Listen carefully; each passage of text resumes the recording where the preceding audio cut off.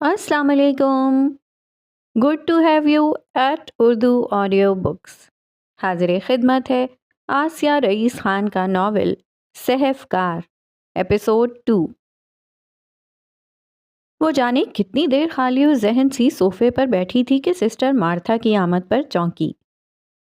Hasan sir ने बताया, congratulations. वो 55 से 60 के दरमियान थी, मगर उम्र के लिहाज से काफ़ी चाको चौबंद नजर आ रही थीं। लहजा केराला वाली मलयाली नर्सों जैसा था। Thank you. वो कमरे में जाने लगी तो मुजना भी उनके पीछे हो ली। बड़े से कमरे में दवाओं की मखसूस बू रची हुई थी। एक तरफ मेज़ पर मुख्तलिफ दवाएं रखी थीं, कुछ वर्जिश के लिए लगने वाला सामान था। एक तरफ दीवार में बनी अलमारी में किताबें थीं। Good morning ma'am. ये शायद उनका मामूल था। अंदर पलंग पर लेटे साकित वजूद को मुस्कुरा कर देखते हुए उन्होंने कहा। बैग रखकर मुड़ी तो नज़र मुजना पर पड़ी। आपका डॉटर इन लॉ। उन्होंने फिर फिरोज़ा आंटी की सिम देखकर कहा, कम हियर। हाथ के इशारे से उसे आगे बुलाया। वो पलंग के करीब जाकर रुक गई। अस्सलाम वालेकुम, उसने बहुत धीरे से झिझकते हुए कहा।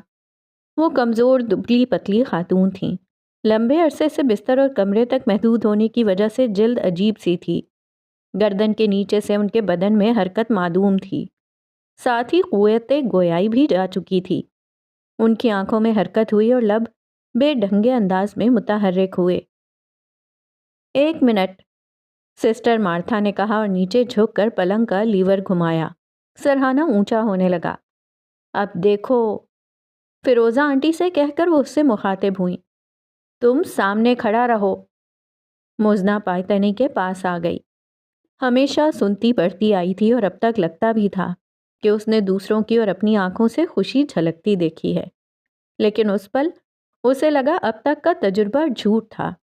उसने वाकई आंखों से झलकती खुशी आज पहली बार देखी थी। एक बेबस माजूर शख्स के पास अपने जज्बात के इजहार का वाहिद जरिया हो और कहने मुकाबिल तक पहुंचाने के लिए बेशुमार एहसासात और बातें, तो वो क्यों ना सारी तवानाई और वजूद की सारी रोशनी आंखों में समेट लाए। हाँ, उस रोशनी में नमी भी थी। अब तुमको फिक्र करने का जरूरत नहीं। हसन सर अब अकेला नहीं, उनका वाइफ है उनके साथ। सिस्टर मार्था उनसे कह रही थीं। मुजना ने ज़रा निगाहें हटाकर सिस्टर मार्था को देखा। भला कब फिरोज़ा आंटी ने उनसे कहा होगा कि उन्हें फ़िक्र है, लेकिन हकीकी तीमारदार शायद ऐसा ही होता है, अंदर बाहर के सारे कहे अनकहे दर्द दुख समझ लेने वाला। वो सारे ख़ानदान में हमदर्द और रहमदिल मशहूर थी, और घर में तो उसकी ये खसलत उसकी कमज़ोरियों में शुमार होती थी।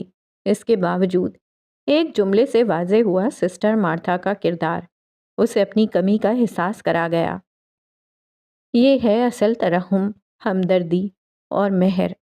वो जैसे अपने रहमदिली के लक़ब पर नादिम सी हो गई थी। उसने निगाहें फिर फिरोज़ा पर मरकूज़ की। वो उनसे कोई अच्छी बात कहना चाहती थी। अभी सोच ही रही थी कि सिस्टर मार्था ने कहा, बाहर फ़ोन का रिंग हो रहा है। उसने सुना ही नहीं था। अभी आई, कहकर वो हॉल में आई। अम्मी के नंबर से कॉल थी और दूसरी तरफ मुबीना आपा थीं। 5 मिनट में निकल रहे हैं घर के लिए, तुम रेडी रहो। अपनी बात कहकर उन्होंने फ़ोन बंद भी कर दिया। उसने हसन को पैगाम भेजा, जिसके जवाब में उसने बस ओके कहा। वो फिरोज़ा के कमरे में जाकर मिस्टर मार्था से भी कह आई। कुछ देर बाद गेट के बाहर हॉर्न बजा तो वो बाहर निकली। उसके काफ़ी कपड़े और सामान घर में मौजूद था, इसलिए उसने सिर्फ हैंड बैग लिया था। कार में बैठते हुए यूं ही नज़र ऊपर गई। दूसरी मंजिल की बैल्कनी से 2 ख़वातीन नीचे उसे ही देख रही थीं। अम्मी ने उसे देखते ही गले लगाया। उसे एहसास हुआ वो रो रही हैं। अम्मी, क्या हुआ? वो घबरा कर उनसे अलग हुई। तुम ठीक हो? उन्होंने उसका चेहरा हाथों में लेकर पूछा। मैं बिल्कुल ठीक हूँ, मुझे क्या होगा? उसने अगली नशिस्त पर बैठे पापा की सिम देखा, जो ताज्जुब से सर हिला रहे थे।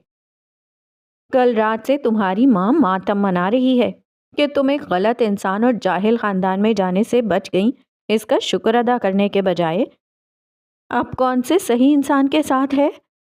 अम्मी ने तुनक कर कहा। نیک بخت وہ شریف اور سمجھدار لڑکا ہے، مجھ پر نہ صحیح بڑے ابا کے تجربے اور جہاں دیدہ نظر پر تو بھروسہ رکھو۔ جیل کی ہوا کھا چکا لڑکا کبھی شریف نہیں ہو سکتا۔ امی نے رعونت اور یقین سے کہا۔ امی، اسٹیئرنگ سنبھالے بیٹھے عمران نے پکارا، آپ کب سے مزنہ سے ملنا چاہ رہی تھی نا، اب ذرا ریلیکس رہیں، جو ہونا تھا وہ ہو گیا۔ عمران کا مزاج کچھ پاپا جیسا تھا۔ وہ جب سے سوچ رہی تھی کہ امی اور باقی سب تایا جان کی فیملی اور سبیحہ آپا کی سسرال سے تعلقات بگڑنے پر پریشان ہوں گے، اس مسئلے کے بعد رشتہ داری کیسے سنبھالیں، اس کی فکر میں ہوں گے۔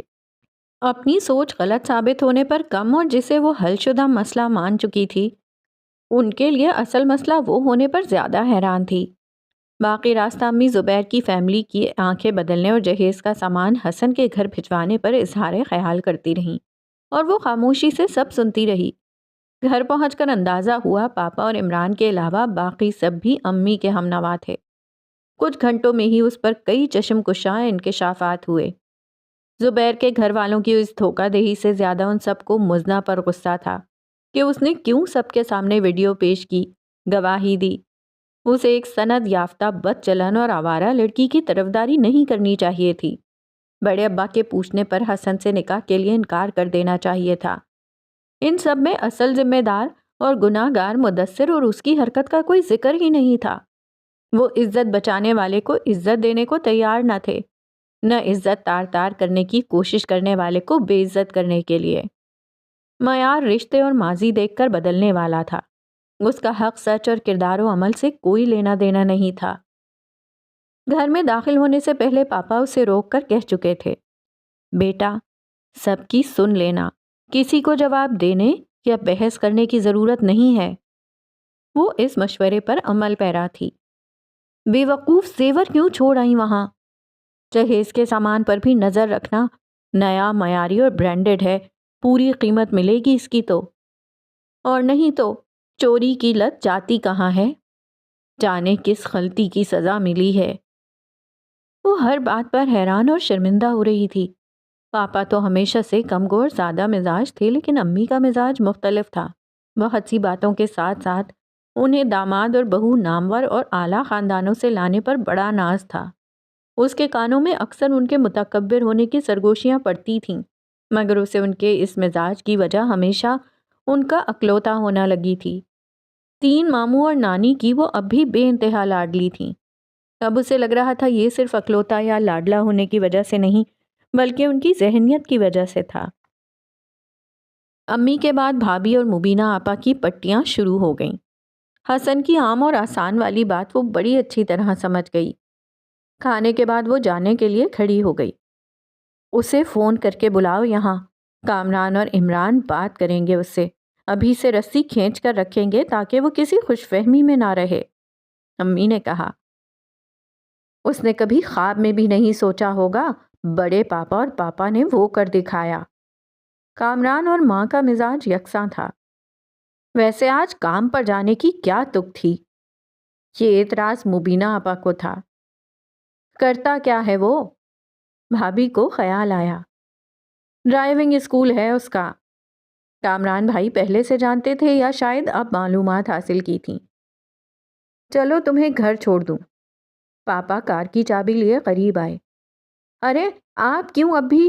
امی، اس نے تحمل سے بات قطع کی، میں عقل سے پیدل نہیں ہوں، اپنے معاملات ہینڈل کر سکتی ہوں، سب کو صبح سے سن رہی ہوں۔ آپ سب خواہ کے وہم اور شکوک پالے بیٹھے ہیں، ایسا کچھ نہیں ہے۔ غلطیاں سب سے ہوتی ہیں، لوگ سنبھل جاتے ہیں، سدھر جاتے ہیں۔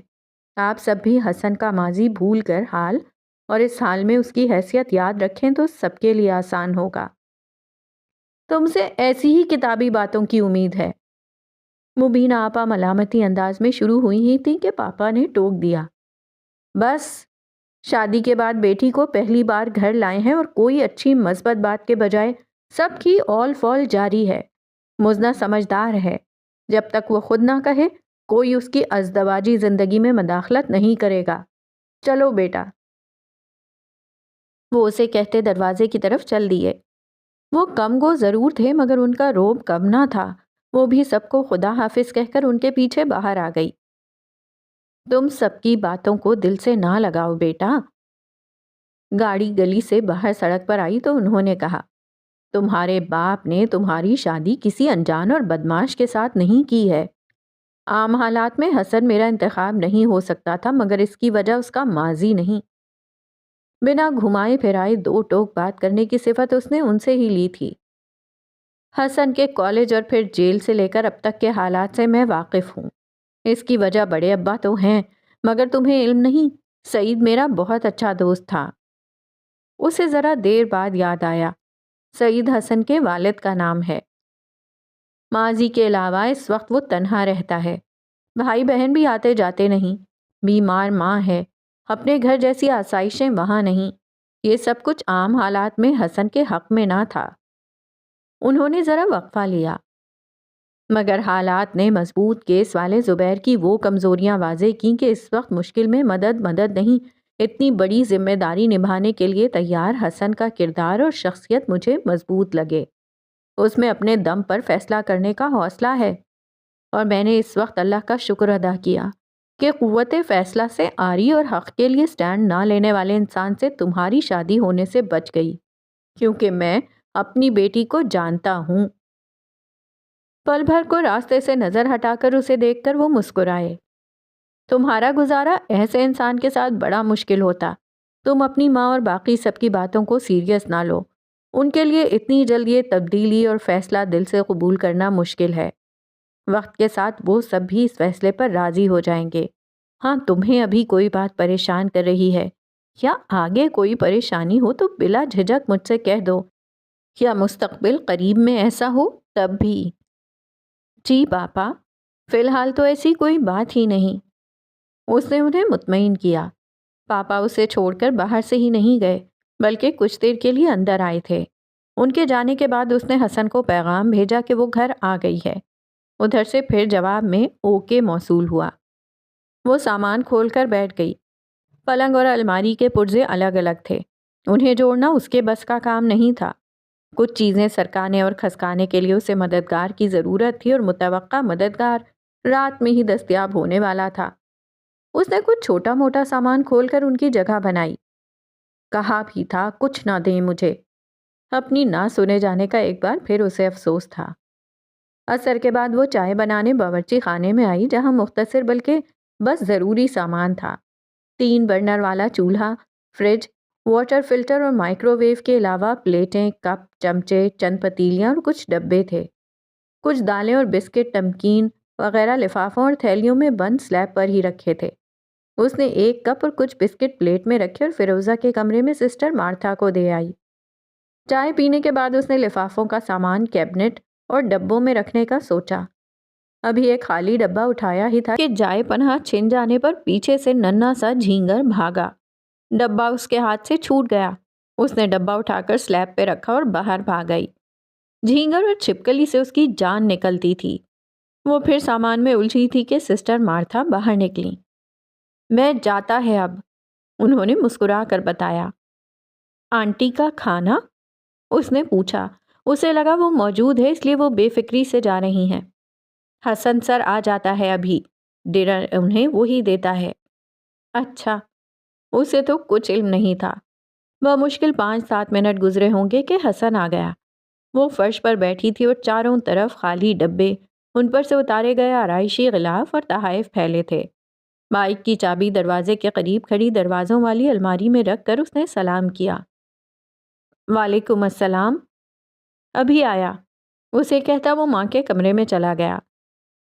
چائے نہ صحیح، مجھے کم از کم پانی تو دینا چاہیے، لیکن اس نے گردن گھما کر باورچی خانے کے دروازے کو دیکھا۔ وہاں وہ ہے۔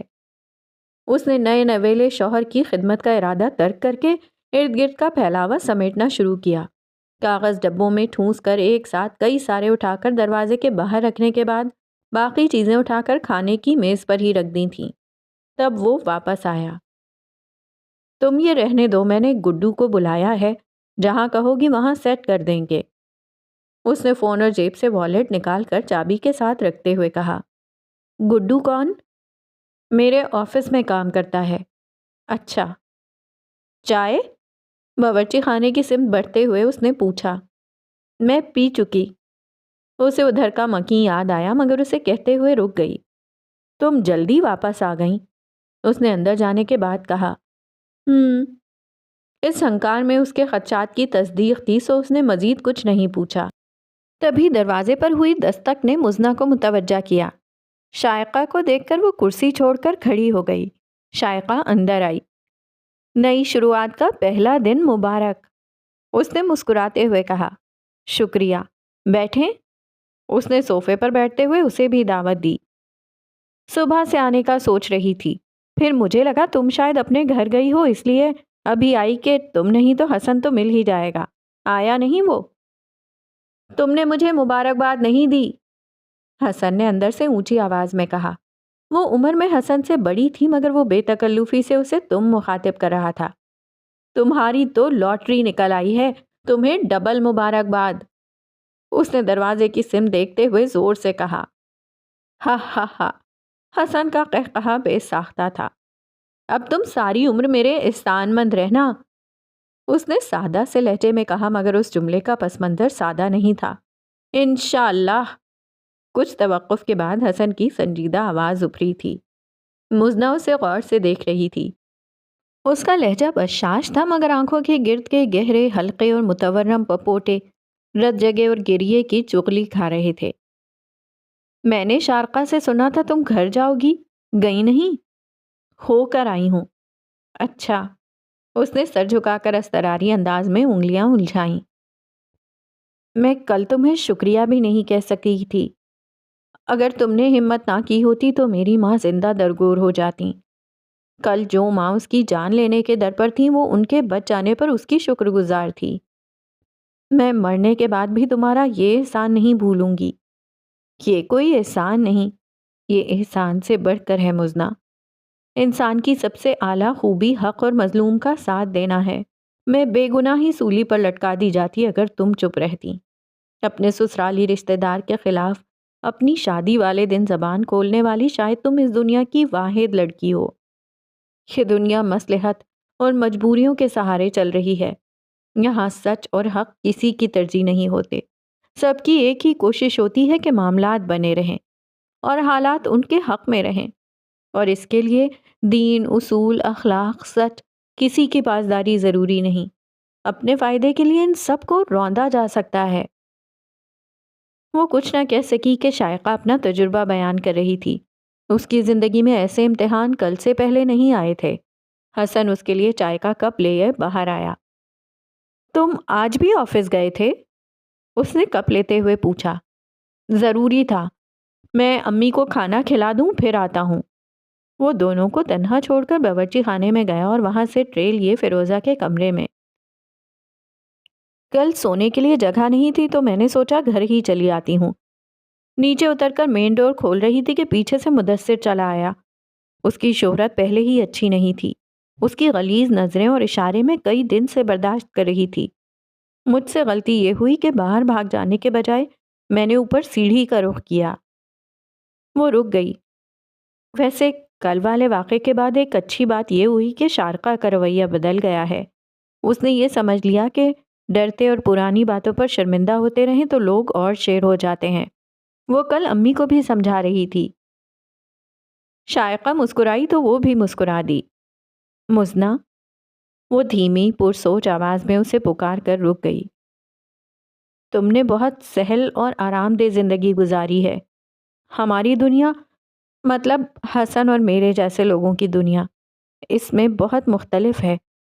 اکثریت نہ ہمارا ماضی بھولتی ہے نہ ہمیں بھولنے دیتی ہے۔ ہمارے اپنے بھی ہمارے ساتھ نہیں ہیں، پھر حسن کے ساتھ اس کی بیمار امی بھی ہیں۔ تم نے حسن کے لیے حامی بھرتے ہوئے یہ سب نہیں سوچا ہوگا، اس لیے تمہارے لیے یہ سب ذرا مشکل ہوگا۔ تم شاید گھبرا جاؤ۔ تمہارے حوصلے کے لیے ایک ہی بات کہہ سکتی ہوں جو ہمیشہ یاد رکھنا، کہ حسن بہت اچھا انسان ہے۔ شائقہ آپی، وہ مسکرا دی۔ میں اپنے فیصلوں کو ہر حال میں نبھانے اور فیس کرنے کی قائل ہوں اور اپنے اقدام کے نتائج کے لیے تیار رہتی ہوں۔ آپ فکر نہ کریں، میں مضبوط دل و دماغ کی مالک ہوں۔ کل حسن اور آج شائقہ اسے جو آگاہی دینا چاہ رہے تھے اسے گھر جانے کے بعد کچھ اندازہ ہو گیا تھا۔ کچھ دیر بعد گڈو آ گیا۔ اسے لگا تھا کہ وہ کوئی بڑا بندہ ہوگا، لیکن وہ 14-15 سال کا لڑکا تھا۔ شائقہ اور وہ ایک دوسرے کو جانتے تھے اور ان کے بیچ مسلسل نوک جھونک جاری تھی۔ انہوں نے ساتھ مل کر فرنیچر ٹھکانے لگایا۔ ان کے ساتھ شائقہ بھی شامل تھی۔ اس دوران گھر سے امی کا فون بھی آیا۔ جب وہ اس کام سے فارغ ہوئے تو 10 بج چکے تھے۔ حسن نے باہر سے کھانا منگوایا۔ اس نے صبح کا آیا ناشتہ فریج میں ڈالا اور ان چاروں نے ساتھ میں کھایا۔ پھر حسن بائک سے گڈو کو گھر چھوڑنے چلا گیا۔ شائقہ بھی چلی گئی۔ نئے اور بڑے پلنگ و الماری، میز، آرائشی میز، شیشہ اور دیگر آرائشی چیزوں کے بعد دونوں کمرے اب بھرے بھرے تھے۔ پہلے سے موجود چھوٹا پلنگ دوسرے سرے پر موجود تھا۔ الماری وہ نکال کر باہر رکھ چکے تھے کہ کسی ضرورت مند یا کباڑ والے کو دے دیں گے۔ وہ واپس آیا تو وہ ہال کی نوک پلک سنوار رہی تھی۔ اب چھوڑ دو، کل دیکھ لیں گے۔ اس کا تھکا چہرہ دیکھتے ہوئے حسن نے کہا، میں کچھ دیر امی کے پاس ہوں۔ وہ کمرے میں آ کر نئے پلنگ پر لیٹ گئی۔ وہ جانتی تھی پرانا پلنگ حسن نے اپنے لیے رکھا ہے۔ کل وہ فوراً سو گئی تھی مگر آج نیند کے باوجود سو نہیں پا رہی تھی۔ کچھ دیر بعد حسن اندر آیا۔ وہ اسے سوتا سمجھ کے آواز پیدا کیے بغیر کام کر رہا تھا۔ نئی بڑی سی دیوار گیر الماری سے کپڑے نکال کر وہ غسل خانے میں چلا گیا۔ واپس آ کر اس نے بتی بجھا کر نائٹ بلب جلایا اور تکیے کے سہارے آرام سے بیٹھتے ہوئے ہاتھ میں پکڑی کتاب کھولی۔ اتنے اندھیرے میں دکھائی دے رہا ہے؟ اس کی آواز پر وہ چونکا۔ تم سوئی نہیں؟ کیا پڑھ رہے ہو؟ ان کے پلنگ آمنے سامنے کمرے کی دیوار سے لگے تھے۔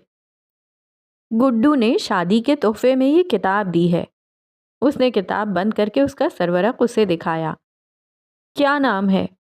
اسے واضح نظر نہیں آ رہا تھا۔ رومانی اشعار۔ اوہو! اس کا خیال ہے میں بڑا بور بندہ ہوں اور شادی کے بعد مجھے اس کی ضرورت ہے۔ اسے ہنسی آ گئی۔ سناؤ پھر کوئی اچھا سا شعر۔ میں اس معاملے میں بڑا بدذوق ہوں ایسے۔ اور آنکھ پلٹتے ہوئے اس نے پہلے ہی آگاہ کیا۔ چند اور آنکھ کے بعد رک کر اس نے پہلے گلا صاف کیا۔ سنو۔ دل کے سونے صحن میں گونجی آہٹ کس کے پاؤں کی؟ دل کے سونے صحن میں گونجی آہٹ کس کے پاؤں کی؟ دھوپ بھرے سناٹے میں آواز سنی ہے چھاؤں کی۔ حماد نیازی۔ اور سناؤں؟ نہیں، اسی سے نیند آ گئی، اس نے شرارت سے کہتے ہوئے آنکھیں موند لیں۔ ہاں، گڈ نائٹ۔ وہ بھی لیٹ گیا۔ اگلی صبح وہ آفس نہیں گیا تھا۔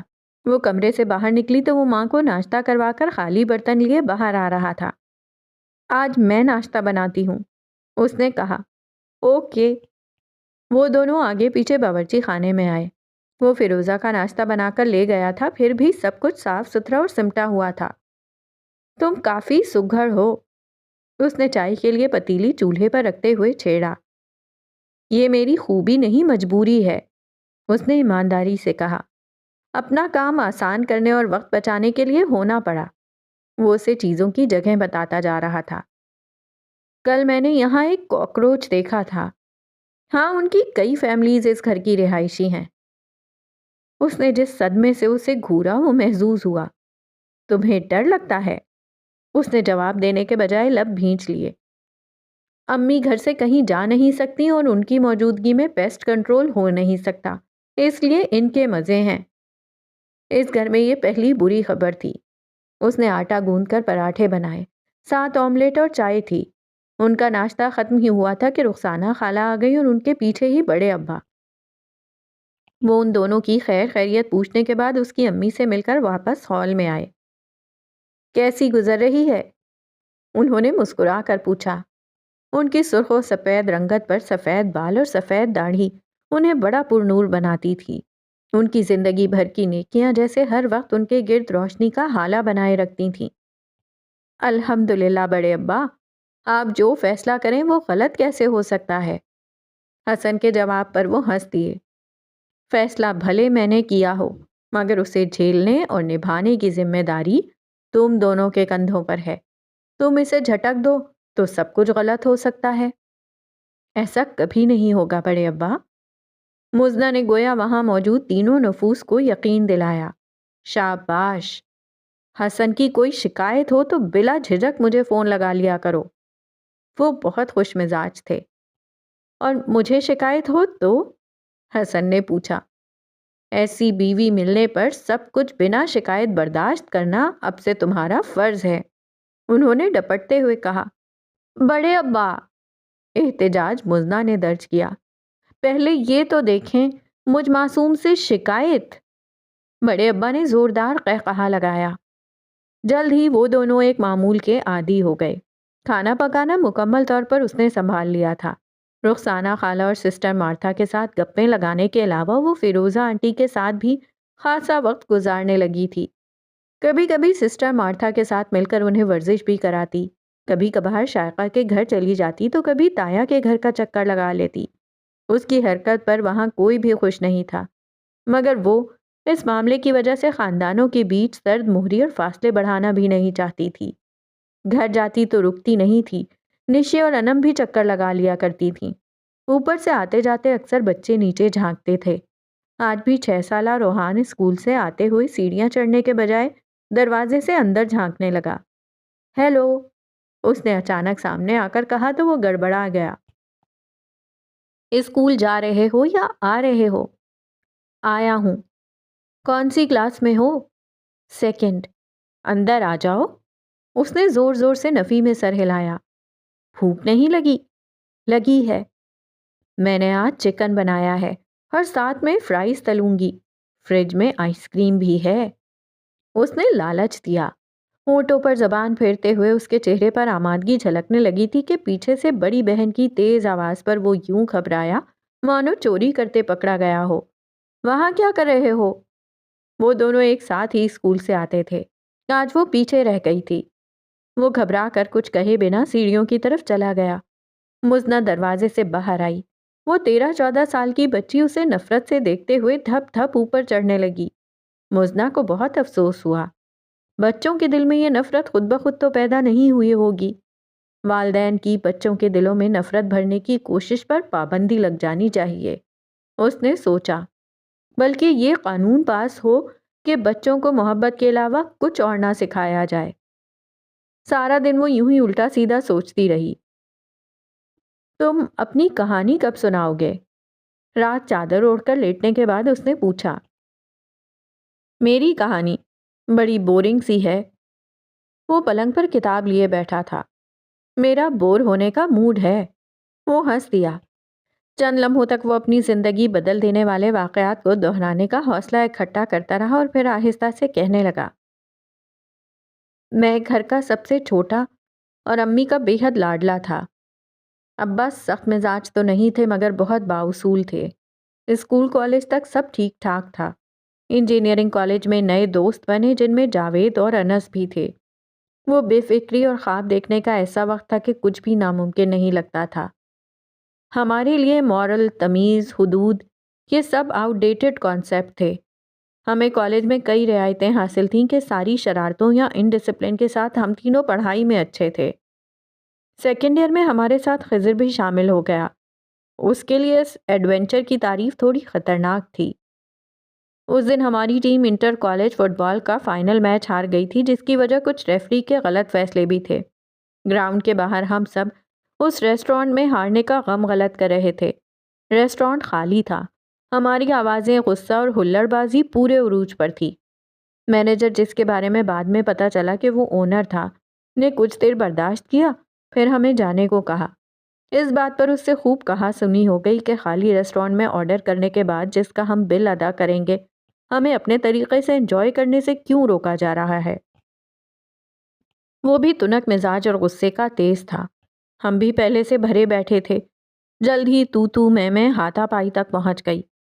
ہم نے بھی کانچ کے گلاس اور بوتلیں توڑ کر اسے دھمکایا۔ جب اس نے پولیس کو بلانے کی دھمکی دی تو ہم بھی اسے سبق سکھانے کا وعدہ کر کے وہاں سے نکل گئے۔ پھر اسی کا بدلہ لینے ہم نے وہ خطرناک پلان بنایا۔ اس میں مبین کو بھی ساتھ رکھا کہ وہ کالج کا غنڈہ تھا اور ہمیں ایک تجربے کار سردار چاہیے تھا۔ وہ مسکرا رہا تھا۔ مزنہ اٹھ کر بیٹھ گئی۔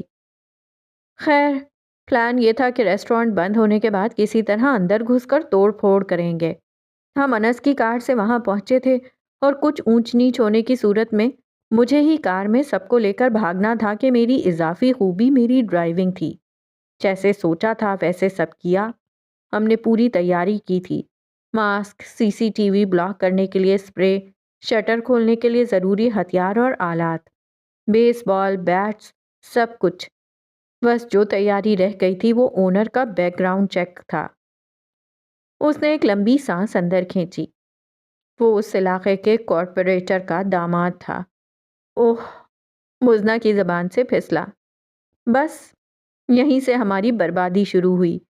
پولیس، گرفتاری، کیس، جیل، وہ سب تو جو ہوا سو ہوا۔ گھر والوں نے جو کیا وہ اصل تکلیف تھی۔ مجھے جو کہا اور میرے ساتھ جو کیا وہ جائز تھا، مگر ابا نے سارا الزام امی پر رکھ دیا۔ انہوں نے ہم دونوں کو مجرم بنا دیا کہ ان کے لاڈ نے مجھے بگاڑا ہے۔ وہ مجھ پر نظر رکھ سکی نہ مجھے صحیح غلط کی تمیز سکھا پائیں۔ میں اس رستے پر ان کی وجہ سے چل نکلا۔ حالانکہ اگر امی ذمہ دار تھیں تو ابا بھی، اور اگر ابا کا کوئی قصور نہیں تھا تو امی کا بھی نہیں۔ وہ اصول پسند تھے، اس لیے میری مدد سے صاف انکار کر کے مجھے میرے کیے کی قانونی سزا بھگتنے کا حکم سنا دیا۔ ہم 5 تھے، مگر جیل میں ہم 3 ہی گئے۔ خضر اور انس نے پوری طرح وکیلوں کے مشوروں پر عمل کیا اور ہم سے آنکھیں پھیر لیں، جبکہ یہ پلان خضر کے ذہن کی اختراع تھا اور کار انس کی تھی۔ ان کے پاس تعلقات تھے اور خوب پیسہ بھی۔ مبین اور میں اس دوران لاوارث اور پبلک ڈیفینڈر کے رحم و کرم پر تھے۔ جاوید کے والد نے مقدور بھر اسے بچانے اور سزا کم کرانے کی کوشش کی تھی۔ اسے ضمانت مل گئی تھی۔ اس نے لوور کورٹ کے فیصلے کے بعد اپیل بھی کی تھی۔ میں نے اور مبین نے اپیل سے منع کر دیا تھا کہ ہمیں ضمانت نہیں مل رہی تھی اور اپیل وغیرہ میں سزا کا وقت پورا ہو جانا تھا۔ ابا نے اتنا کیا تھا کہ جرمانے کی رقم ادا کر دی تھی۔ جیل میں مجھے اپنی غلطی، گھر والوں کی شرمندگی، مصیبت اور امی کا احساس تھا۔ میں بھی یہ سزا جھیلنا چاہتا تھا، مگر یہ سزا میری سوچ سے بہت پرے کی تھی۔ اس کا احساس جیل جانے کے بعد ہوا۔ اگر مبین ساتھ نہ ہوتا تو شاید میں کم از کم مینٹلی اسٹیبل باہر نہیں آ سکتا تھا۔ وہ وقت میں بدترین خواب کی طرح بھول جانا چاہتا ہوں۔ مزدہ کا دل دکھ سے بھر گیا۔ اس نے اسے بدترین یادوں کے روبرو کر دیا تھا۔ خیر، جیل سے باہر آنے کے بعد ایک الگ دنیا منتظر تھی۔ جنہیں میں چھوڑ گیا تھا وہ پھر مجھے ویسے نہیں ملے۔ ابا نے مجھے فوراً کام پر لگا دیا۔ میں نے امی کے سامنے احتجاج کیا کہ مجھے پہلے اپنی ڈگری حاصل کرنے دیں، مگر امی کا سخت موقف یہ تھا کہ جو ابا کہیں مجھے وہی کرنا ہے۔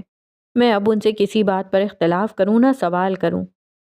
وہ اپنے لاڈ پیار کے الزام کو دھونا چاہتی تھیں۔ وہ تو شکر تھا آپی کی منگنی ہو چکی تھی اور میرے باہر آنے سے پہلے وہ شادی کر کے باہر چلی گئی تھیں۔ دونوں بھائیوں کا رویہ میرے ساتھ سرد ہی نہیں، حاکمانہ بھی ہو گیا تھا۔ مجھ سے بات کرتے ہوئے سب اس بات کا خیال رکھتے تھے کہ ان کے لہجے میں میرے لیے عزت کا شائبہ تک نہ ہو۔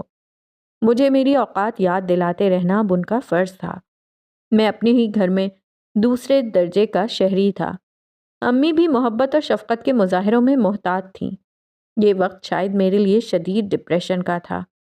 ابا مجھ سے راضی ہو جائیں، اس کوشش میں امی مجھے پابندی سے نماز کے لیے مسجد بھیجنے لگیں، جہاں مجھے روز بڑے ابا ملتے تھے، اور یہیں سے میری زندگی تبدیل ہوئی۔ کالونی کے دوسرے بزرگوں کی طرح وہ ناگواری سے دیکھتے تھے، نہ طنز کرتے تھے، نہ ہی ہر ملاقات پر وائز بن جاتے تھے۔ ان کا رویہ میرے ساتھ دوستانہ اور مشفقانہ تھا۔ ان کی وجہ سے میں ڈپریشن سے نکلا۔ ان کی باتوں نے مجھے مجبور کیا کہ میں دوسروں کے لیے نہیں اپنے لیے اپنی زندگی ٹریک پہ لاؤں۔ اب تک میں امی، ابا اور باقی سب کو خوش کرنے اور یہ جتانے کے لیے کہ میں اب بھی اچھا ہوں، اپنے کیے پہ نادم ہوں، سب کچھ کر رہا تھا۔ میں نے اپنا نظریہ بدلا اور بڑے ابا نے میرے ساتھ ساتھ ابا کی سوچ بھی بدلی۔ میں تب تک یہاں وہاں چھوٹی موٹی نوکریاں کر رہا تھا۔ اس میں ایک ڈرائیونگ اسکول میں ایک انسٹرکٹر کی نوکری بھی شامل تھی۔ جب بڑے ابا نے مشورہ دیا کہ مجھے اپنا کاروبار کرنا چاہیے تو میرے ذہن میں یہی آیا۔ میرے پاس کوئی اور سکل نہیں تھی۔ میکینیکل انجینئرنگ مکمل کرنے کے بعد آٹو موبائل انڈسٹری میں جاب میرا خواب تھا۔ اس ادھورے خواب کو جینے کا یہی ایک ذریعہ تھا۔ اس دوران بڑے بھیا کی شادی ہو گئی تھی۔ میں شادی کی محفلوں میں آؤٹ کاسٹ تھا۔ شادی کے فنکشنز میں ہی شائقہ اور میں ایک جیسے جرم والے بات چیت کرنے لگے۔ میں شائقہ کے دو بدو جواب دینے کی خوبی سے پہلے خائف تھا۔ اس کا اور میرا رویہ یکسر مختلف تھا۔ میں ہمیشہ دفاعی موڈ میں رہتا تھا اور اس کے انداز ہمیشہ جارحانہ ہوتے تھے۔ وہ چپ چاپ سننے یا سر جھکانے پر یقین نہیں رکھتی تھی اور میں بات ہی بہت کم کرتا تھا، جواب دینا تو دور۔ وہ عمر میں مجھ سے کافی بڑی تھی، پھر بھی شاید ہمارے ماضی اور حال میں ہو رہی درگت نے ہماری ایکویشن بیلنس کر دی تھی۔ اکثر موقعوں پر وہ بڑی بہنوں کے سے استحقاق سے ڈیفینڈ کرتی تھی۔ حادثے کے بعد جب امی کو میں نے اپنے پاس رکھا، اس مشکل وقت میں شائقہ نے میری بہت مدد کی۔ وہ ایک بار پھر مسکرایا تو مزنہ کے سنجیدگی اور درد کا تاثر لیے چہرے پر بھی مسکراہٹ ابھری۔ چھوٹے بھائی کی شادی کے بعد اب ابا کو میری فکر تھی۔ بڑے ابا نے جانے کیسے ابا کو راضی کیا، پھر انہوں نے میری ذمہ داری لی، اس لیے ابا جان مان گئے اور میرے ڈرائیونگ اسکول میں انویسٹ کیا۔ اسے کامیاب بنانے کے لیے میں نے بہت محنت کی۔ آہستہ آہستہ گھر کا ماحول بھی پہلے جیسا ہونے لگا تھا۔ میری مستقل مزاجی اور کچھ کر دکھانے کی سنجیدگی نے امی ابا کو مطمئن کر دیا تھا۔ جب میں سیٹل ہونے ہی لگا تھا کہ ابا کا انتقال ہو گیا۔ یہ ان کی بااصول طبیعت ہی تھی جو انہوں نے اپنی زندگی میں ہی اوپر 2 پورشن بنوا کر بھائیوں کو الگ کر دیا تھا۔ ابا کی زندگی میں بھائیوں کا آنا جانا رہتا تھا، لیکن ابا کے بعد اب نیچے والا پورشن صرف میرا تھا۔ بھابھی اسکول میں پڑھاتی ہیں، تب ابوذر چند ماہ کا تھا۔ اس کی دیکھ بھال کے لیے امی ضروری تھیں، مگر بھائی نے شرط رکھی کہ امی نیچے اوپر نہیں کریں گی، ان کے پاس رہیں گی۔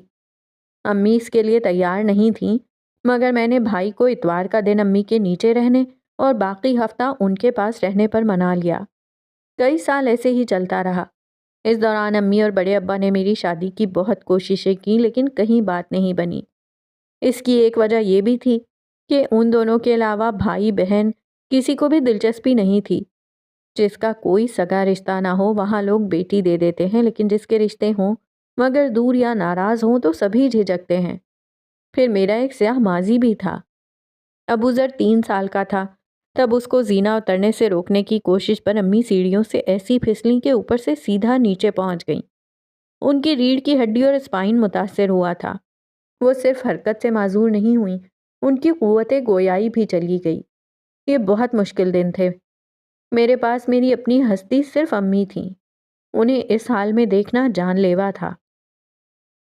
اپنی بے بسی پر غصہ آتا تھا، دکھ ہوتا تھا اور بہت مایوسی بھی۔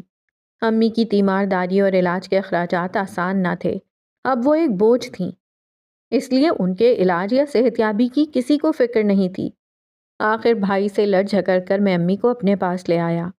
اتنے سالوں میں پہلی بار میں نے کوئی ایسا کام کیا تھا جس کی سزا کے طور پر بھائیوں نے میرے ساتھ ساتھ امی سے بھی مکمل رابطہ توڑ لیا۔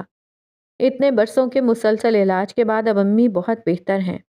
ڈاکٹرز کا کہنا ہے کہ کسی دن وہ بولنا اور چلنا بھی شروع کر دیں گی، انشاءاللہ۔ انشاءاللہ، اس نے دل سے کہا۔ تمہارے باقی دوست کہاں ہیں، انس وغیرہ؟ خضر کامیاب اور بدنام بزنس مین ہے۔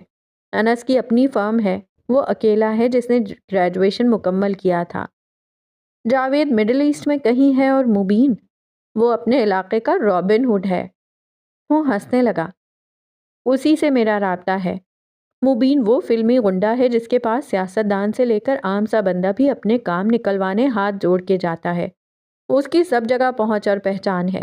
گڈو کو اس نے ہی میرے پاس کام کے لیے بھیجا تھا۔ وہ پوری کوشش کرتا ہے پھر کوئی مبین اور حسن اپنی بے وقوفی کی وجہ سے جیل نہ جائیں۔ ویسے یہ اچھے نتائج بھی ہیں اس ٹریجڈی کے۔ اچھا یا برا، جو بھی ہوا، اپنے کیے کے نتائج سب کو بھگتنے ہوتے ہیں، اور یہ ہر ذی نفس کے کردار اور سوچ پر منحصر ہوتا ہے کہ یہ اس پر کیسے اثر کرتے ہیں۔ تھک ہار کر خود کو وقت کے دھارے پر چھوڑ دینا کہ وہ چاہے جدھر لے جائیں، یہ آسان آپشن سب کے پاس ہوتا ہے۔ پھر بھی کچھ ہوتے ہیں جو وقت کا دھارا اپنی مرضی سے موڑنے کی صحیح کرتے ہیں۔ اس میں ہر بار کامیابی ملے یہ ضروری نہیں، مگر میں اس معاملے میں خوش نصیب رہا کہ بڑے ابا نے ساتھ دیا، اور دیر سے صحیح ابا میرا سہارا بنے۔ اگر انہوں نے اعتبار نہ کیا ہوتا تو میں آج بھی کہیں چند ہزار کی چھوٹی موٹی نوکری کر رہا ہوتا۔ آج کالونی میں جو 2-4 مجھ سے سیدھے منہ بات کرتے ہیں وہ میری حیثیت اور کامیابی کی وجہ سے ہے۔ اکثریت کا یہی معیار ہے عزت دینے کا۔ وہ تلخ سی بات کہہ رہا تھا مگر اس کا لہجہ عام سا تھا۔ اتنے سالوں نے اسے عجیب سا تحمل اور بردباری عطا کر دی تھی۔ وہ اس کے لیے کچھ اچھے اور خوشکن الفاظ کہنا چاہتی تھی، لیکن کیا اور کیسے کہے سمجھ میں نہیں آ رہا تھا۔ کاش حسن میرے خیال اور جذبات محسوس کر سکے، پہلی بار اس نے سوچا۔ اب سو جاؤ، کافی لمبی ہو گئی کہانی۔ اسے یوں چپ دیکھ کر حسن نے کہا۔ مجھے نہ بور لگی نہ لمبی۔ وہ واپس لیٹ گئی۔ تمہاری تعریف کرنا چاہتی ہوں مگر کیسے کروں سمجھ نہیں آ رہا۔ وہ بے ساختہ ہنسنے لگا۔ یہ کہنا بھی تعریف سے کم نہیں، لیکن مجھے پراپر تعریف کرنا تھی۔ میں اسے ہی پراپر تعریف تسلیم کر لیتا ہوں۔ Thank you. ارے تعریف پر شکریہ مجھے ادا کرنا چاہیے۔ یہ چھوڑو، آج کا شعر سنا دو، اب نیند آ رہی ہے۔ آج کا شعر؟ اس نے کتاب اٹھا کر کھولی، کچھ اوراق پلٹنے کے بعد رک گیا۔ درون آنند کا شعر سنو۔ ملے تجھ سے تو دنیا کو سہانی لکھ دیا ہم نے، ملے تجھ سے تو دنیا کو سہانی لکھ دیا ہم نے، وگرنہ کب سے اس کو بے معنی لکھ رہے تھے۔ اس نے خود کو بدذوق کہا تھا مگر شعر وہ بڑے خوبصورت انداز میں پڑھتا تھا۔ کیا ہوا، اچھا نہیں ہے؟ اس کی خاموشی پر اس نے پوچھا۔ جس انداز سے شعر سناتے ہو لگتا تو نہیں اس معاملے میں بدذوق ہو۔ شاید اس لیے کہ یہ میرے جذبات کی ترجمانی کرتے محسوس ہوتے ہیں۔ اس کے الفاظ اور مسکراہٹ دونوں سحر انگیز تھے۔ مزنہ کے اندر کوئی احساس کسمسایا تھا۔ گڈ نائٹ، اس نے کہتے ہوئے چادر چہرے پر لے لی۔ Good night. حسن نے کتاب رکھ کر بتی بجھا دی۔ وہ اندر جانے سے پہلے دروازے میں کھڑی اندر کے حالات کا جائزہ لے رہی تھی۔ وہ پنجوں کے بل اچک کر جھانک کر دیوار کا آخری سرا دیکھنے کی کوشش میں تھی کہ اس کے کان کے قریب حسن نے رازداری سے پوچھا، ہے اندر؟ وہ اس بری طرح ڈر کر اچھلی کہ حسن نے تھاما نہ ہوتا تو گر جاتی۔ تم تو ایسی کوششیں نہ کرو، وہ 2 حشرات الارض میری موت کے لیے کافی ہیں، اس نے ناراض لہجے میں کہا۔ عرصے بعد زندہ ہونے کے احساس، جینے کی خواہش سے تعارف ہوا ہے، پھر کیسے ایسی کوشش کر سکتا ہوں؟ اس نے آہستہ سے اپنا ہاتھ دور کیا۔ وہ اس کے سنبھالنے پر اتنی نہیں گڑبڑائی تھی جتنا اس کے جملے پر۔ بڑی دشمن کھڑکی پر ہے تو، اس نے اندر جھانکتے ہوئے کہا۔ تم بیٹھو، آج میں بناتا ہوں۔ وہ اندر چلا گیا۔ مجھے صرف چائے چاہیے۔ اوکے۔ رخسانہ خالہ آئیں جب وہ ہال میں بیٹھی بظاہر اخبار پڑھ رہی تھی، جبکہ ذہن میں ذرا دیر پہلے ہونے والے حادثے کا ریوائنڈ بٹن دب گیا تھا۔ حسن ناشتے میں نہ جانے کیا بنا رہا تھا۔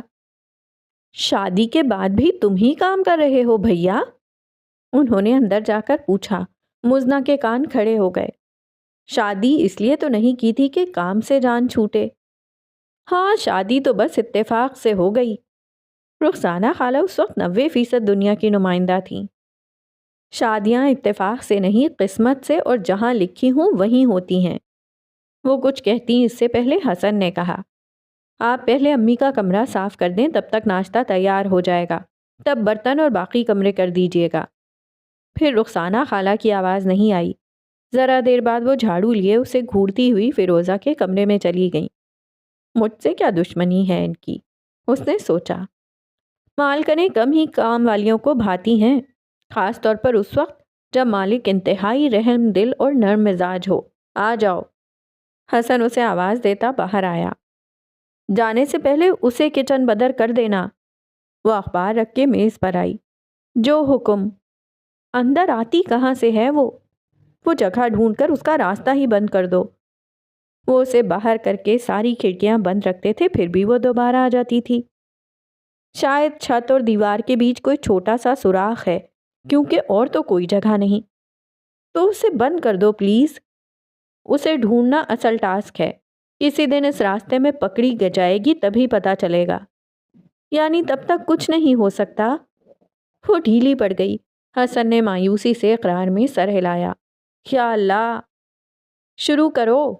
حسن نے مکھن لگے ٹوسٹ اور چائے کا کپ اس کے آگے کیا۔ ابھی اس نے کپ اٹھایا ہی تھا کہ فون بجنے لگا۔ حسن نے نمبر دیکھا اور کھڑا ہو گیا۔ آپ ہی ہیں، ابھی آیا۔ وہ فون لیے اپنے کمرے میں چلا گیا۔ اس کی چائے ختم ہوئی تب وہ واپس آیا۔ کیا کہہ رہی تھیں؟ اس نے یوں ہی پوچھ لیا۔ کچھ خاص نہیں، امی کا پوچھ رہی تھیں۔ انہیں شادی کا علم ہے؟ ہاں، اسی دن بھائی نے فون کر کے بتا دیا تھا۔ پھر؟ اس کے سوال پر وہ سوالیہ نظروں سے اسے دیکھنے لگا۔ مطلب انہوں نے کچھ کہا نہیں، یعنی وہ خوش ہوئیں یا ناراض یا؟ انہوں نے صرف اتنا کہا کہ بھائی نے تمہاری شادی کا بتایا اور بس۔ وہ پوچھ کر پچھتائی۔ چائے ٹھنڈی ہو گئی ہے، میں گرم کر کے لاتی ہوں۔ کرسی چھوڑ کر وہ اس کے آگے سے مگ اٹھا کر اندر جانے لگی تھی کہ دروازے پر رک گئی۔ پلٹ کر دیکھا تو حسن مڑ کر اسے ہی دیکھ رہا تھا۔ جاؤ جاؤ۔ وہ پھولے منہ کے ساتھ واپس آئی، مگ اس کے آگے رکھا اور دھپ سے کرسی پر بیٹھ گئی۔ اب یہ مجھے اچھی بیوی بننے سے روک رہا ہے۔ وہ ہنسنے لگا۔ رخسانہ خالہ ہال میں آئیں تو سامنے کا منظر انہیں خطرے کی سرخ بتی کی طرح جلتا بجھتا محسوس ہوا۔ ایسی سست اور کام چور بیوی کے ساتھ ہنسی ٹھٹا، جورو کا غلام قسم کا مالک، ان کے لیے اچھی خبر نہ تھی۔ اس رات مزنہ کے کہے بنا اس نے شعر سنایا تھا۔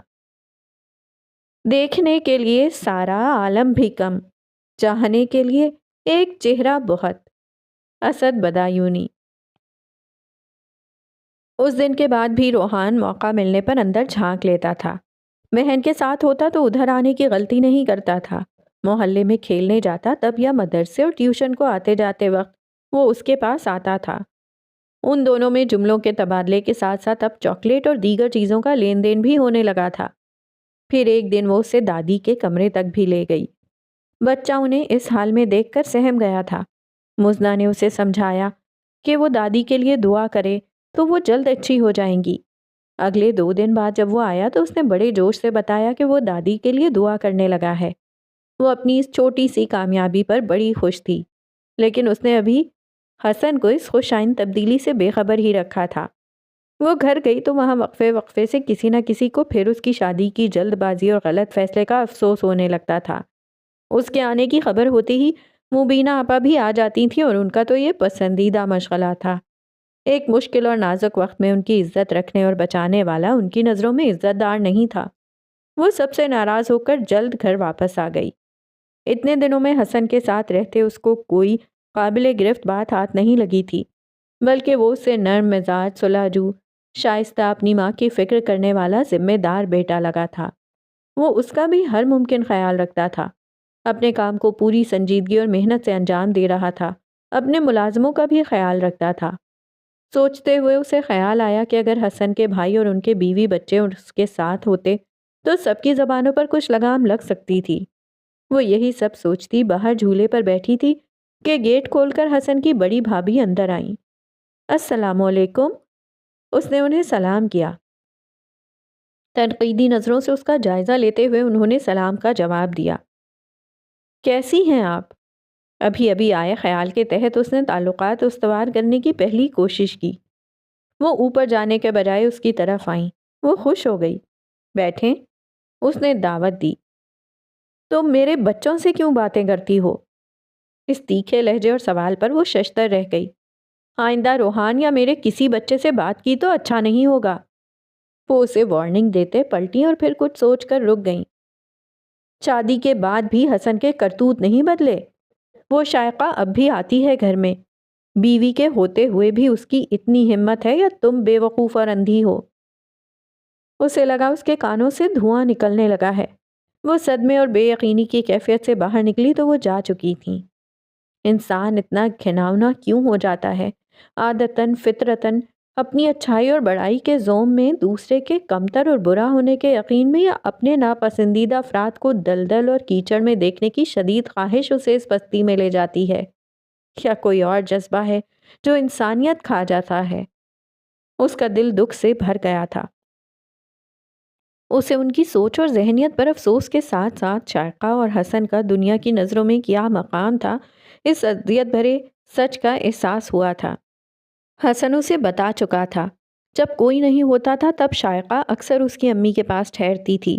جو ان کا فرض تھا وہ شائقہ نبھا رہی تھی، مگر ان کی ہمت یا بے شرمی کہ وہ اسی پر الزام لگا کر جا چکی تھیں۔ وجہ ان دونوں کا ماضی تھا، جس کی وجہ سے انہیں لگتا تھا قدرت نے ساری عمر کے لیے انہیں ذلیل کرنے کا حق تفویض کر دیا ہے، حالانکہ ہمارا وجود اور یہ ساری دنیا ہی بشری خطا کا ثبوت ہے، اس بات کی گواہی کہ خطائیں ہمارے انسان ہونے کی ایک نشانی ہے۔ فرشتوں اور ہمارے بیچ کی تفریق، دانش مندی، اعلیٰ ظرفی اور نیک دلی انہیں تسلیم کرنا، معاف کرنا، ان سے سیکھ کر آگے بڑھنا ہے، اور یہی ابلیس اور انسانوں کے بیچ کا فرق بھی۔ ساری دنیا تو ایسی نہیں ہوتی ہوگی جیسے لوگ حسن کے آس پاس تھے، اسے اس کا یقین تھا، اور یہی دکھ بھی کہ کیوں اسے ہی ایسے تنگ دل اور تنگ نظر رشتے ملے ہیں۔ پاپا اور عمران کے علاوہ اس کے گھر والے بھی ایسے ہی تھے۔ وہ اٹھ کر کمرے میں آ گئی تھی اور اسے احساس ہی نہیں ہوا تھا کہ وہ تب سے روئے جا رہی ہے۔ حسن آیا تو وہ صوفے پر پیر اوپر کیے گھٹنوں پر تھوڑی ٹکائے آنسو بہا رہی تھی۔ مزنا؟ وہ حیرت زدہ اور فکر مند سا ذرا فاصلے پر اس کے بازو میں بیٹھا تو وہ چونکی اور جھٹ پیر نیچے کرتے ہوئے چہرے پر ہاتھ پھیرا۔ رو کیوں رہی ہو؟ کیا ہوا؟ سب ٹھیک تو ہے؟ سب ٹھیک ہے، بس ایسے ہی۔ تم پر ایسی ٹالنے والی باتیں سوٹ نہیں کرتی، اس نے مسکراتے ہوئے کہا تھا، مگر اس کی آنکھوں میں تشویش تھی۔ اسے ایک دم پھر رونا آ گیا۔ مزنا، میرے اندر بڑی حسرت تھی کہ امی کے علاوہ کبھی کوئی دوسرا میرے لیے روئے گا بھی یا نہیں۔ اس نے ہاتھ بڑھا کے اس کے آنسو اپنی پوروں پر اتارے۔ اور اس وقت یہ آنسو میری وجہ سے ہیں، یہ خیال اس حسرت سے زیادہ تکلیف دہ ہے۔ مزنا نے اپنے آنسوؤں سے نم اس کی ہتھیلی دونوں ہاتھوں سے تھامی اور تیزی سے رونے لگی۔ حسن کے لیے یہ پیش قدمی اتنی غیر متقرب تھی کہ وہ کچھ بھی نہیں کر سکا۔ وہ کچھ دیر سنبھل کر چپ ہوئی اور گود میں رکھا اس کا ہاتھ آزاد کیا۔ آج گھر گئی تھی نا، وہاں سب کی باتیں اور پھر یہاں تمہاری بھابھی سے بات کرنے کی غلطی کر لی، وہ سوں سوں کرتے ہوئے کہہ رہی تھی، اور حسن کو زندگی میں پہلی بار اپنی قسمت پر رشک آیا۔ مجھے سب کی ذہنیت پر افسوس اور دکھ تو ہمیشہ ہوتا ہے، آج پتہ نہیں کیوں برداشت نہیں ہوا۔ وہ سر جھکائے کہہ رہی تھی کہ پتہ نہیں کیوں ہی تو پتے کی بات تھی۔ کون کیا سوچ رہا ہے، کیا بول رہا ہے، اب مجھ پر ان سب کا اثر ہوتا ہے نہ کچھ فرق پڑتا ہے۔ تم بھی ان باتوں کو دل پر نہ لیا کرو۔ دوسروں کی ذہنیت اور خیالات ہم بدل نہیں سکتے، نہ ہی وہ ہمارے دلائل سے قائل ہوتے ہیں۔ مزنا نے سر اٹھا کر اسے دیکھا۔ وہ ہمیشہ سے ایسا نہیں ہوگا، ایک عمر سہنے کے بعد اس میں یہ پختگی آئی ہے۔ اس سے پہلے وہ بھی رویا ہوگا، تڑپا ہوگا، دل فگار ہونے کے بعد ہی یہ شعر آیا ہے۔ وہ سوچ رہی تھی، میں تمہیں میرے ساتھ رہنے کی اس قیمت کا ہی اشارہ دے رہا تھا جو اس وقت تمہیں معلوم نہیں تھی۔ جو انمول ہو اس کی کوئی قیمت نہیں ہوتی، اس نے بہت دھیرے سے کہا۔ حسن کی آنکھیں تو قابو میں تھیں، لیکن مزنا کو خبر تھی اس کا دل بھر آیا ہے۔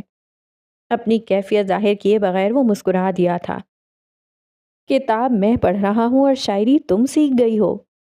اس کی بھیگی سی ہنسی خال سے فیروزہ کے کمرے میں بھی پہنچی تھی، اور ان کے پاس تشکر کے اظہار کے لیے بھیگی پلکیں ہی تھیں۔ اس رات اس نے پھر مزنا کے کہے بنا ہی شعر سنایا تھا۔